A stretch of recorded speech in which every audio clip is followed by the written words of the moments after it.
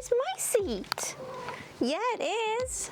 Hi, hello, buongiorno. My name is Annabelle from Annabelle Men's Antics, and I love thrift shopping, but sometimes what we find doesn't fit us perfectly, and so I have decided to commence a little series here on YouTube showing you how I adapt my charity shop clothing and how you can too. Though, side note, most of this footage for this first episode was filmed about 2 years ago while I was in the middle of packing up to move countries while doing 12-hour night shifts, so if I look a little bit rough and the house is a little bit of a mess, that is why. But with that in mind, let's begin.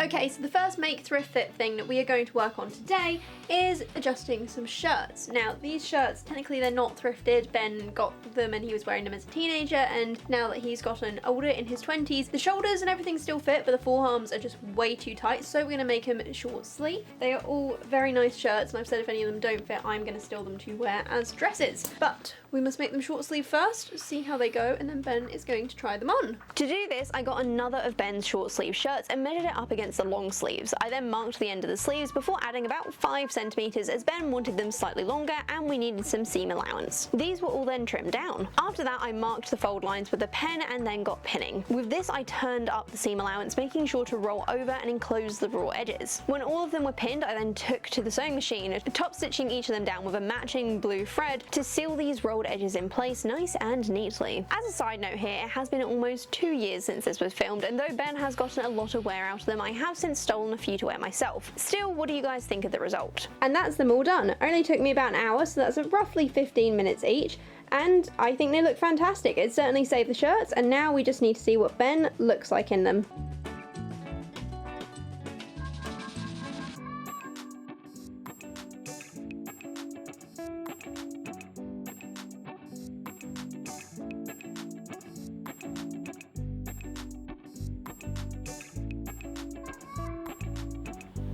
You were filming this, Yeah, I was.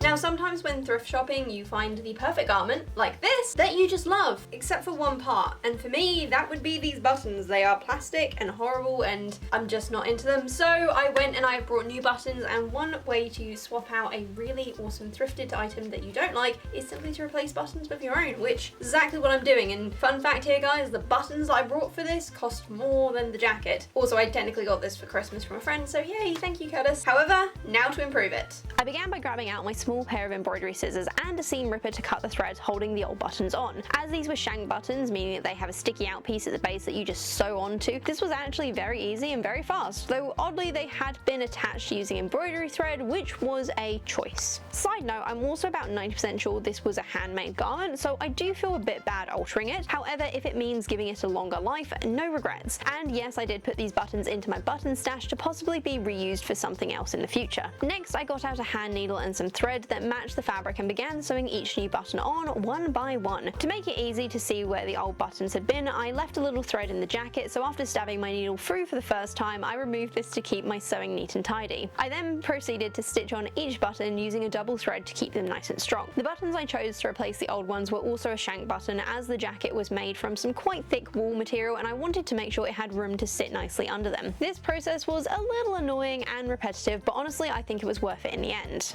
Hi Shirley, are we doing the voiceover together? Boop!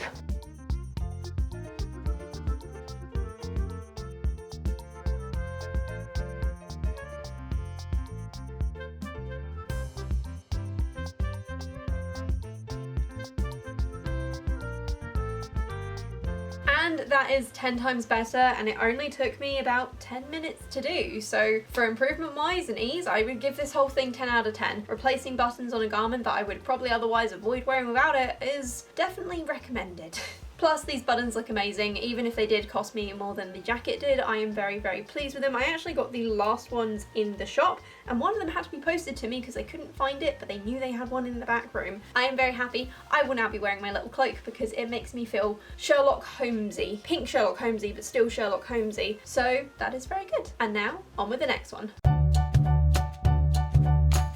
So this one should be relatively simple. We have this lovely pair of jeans which I've had for years, and the hook is super loose, meaning that whenever I put it on it just kind of pulls itself off. Now there is a few ways we could fix it, but I'm going to try, as I don't have any of these hooks in storage, just fixing it with glue. I'm gonna cheat a bit. This is Mitre Bond. It's not meant for use on fabric. It's not advised to be used on fabric, but I found out the other day it's actually highly effective. So that's what we're gonna use. Do I advise you to do this at home? Nah, but it worked for me. Essentially, Mitre Bond works by having two components. You put a dab of each one on both half of what you want to stick together, wait for them both to get a little bit tacky, and then press them together, which creates a chemical reaction and a very strong hold almost instantly. At the time of filming this, it had been my go-to mending item for quite a few things, and so the decision to try it on a loose hook was a bit of an experiment, though admittedly it was quite the successful one. Did you think it was successful as well, Sherlock? So we've let it dry overnight, and honestly I think the Mitre Bond was a great decision. This is way firmer.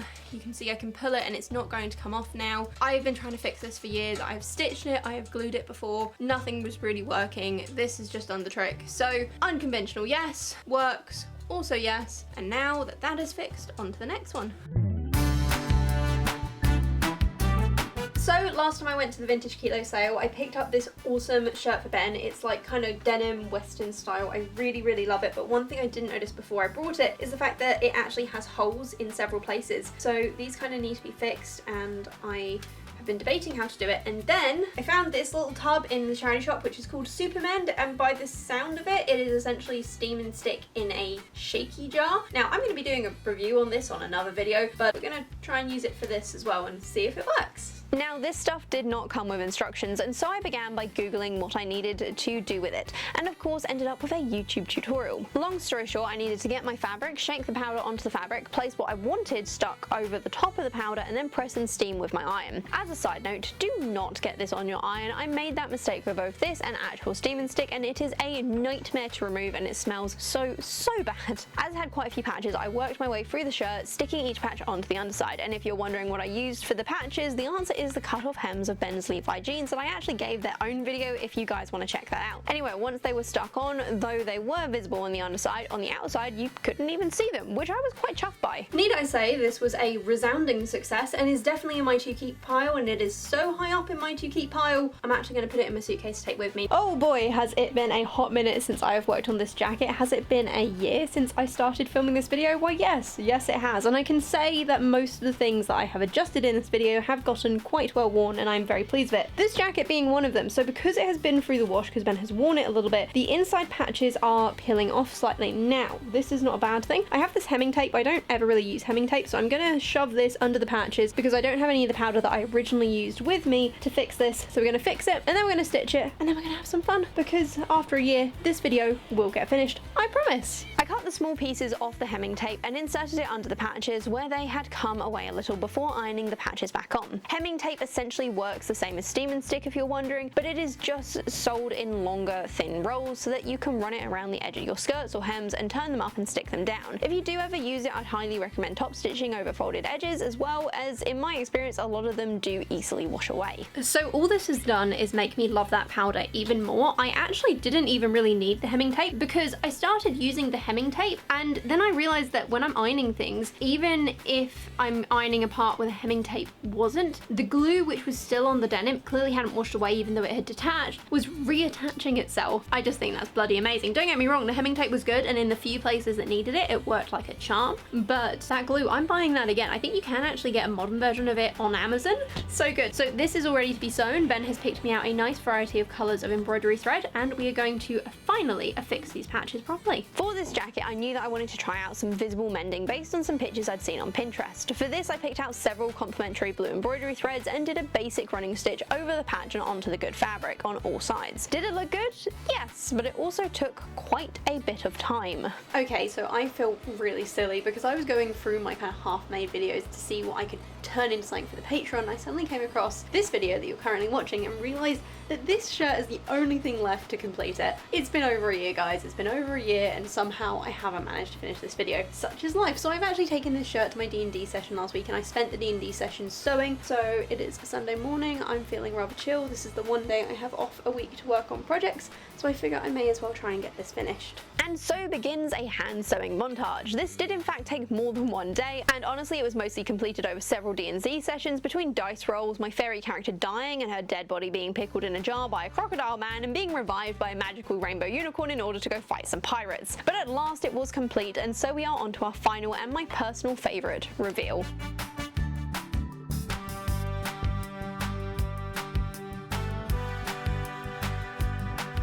So now I look like every Christian pastor, youth teacher ever. I do love the shirt. Unfortunately, the one downside to it is since I bought this, my chest has broadened quite considerably. So now the movement on it is quite restrictive, I would say. I'm giving this to Annabelle to try on instead. So without further ado.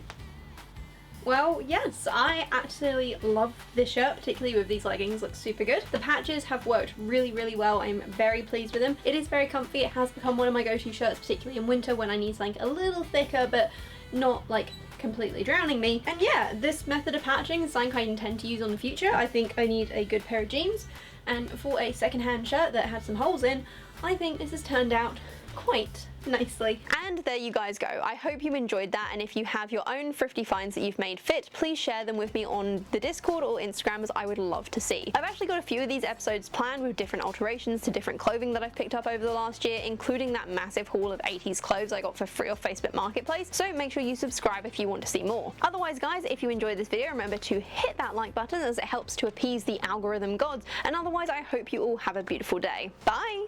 Aren't you just a cutie pie? And a massive thank you to my Patreons who make these videos possible and even get to watch them all a little early. Canuck Nancy 42, Chandrila Webster, Anna, Ganny Meadows, and Kelly Nelson. You guys are the best, and I've now updated the pattern library you get to include all of my old patterns as well, with the new ones added in every month. And if you guys want to check it out, please go to the link below.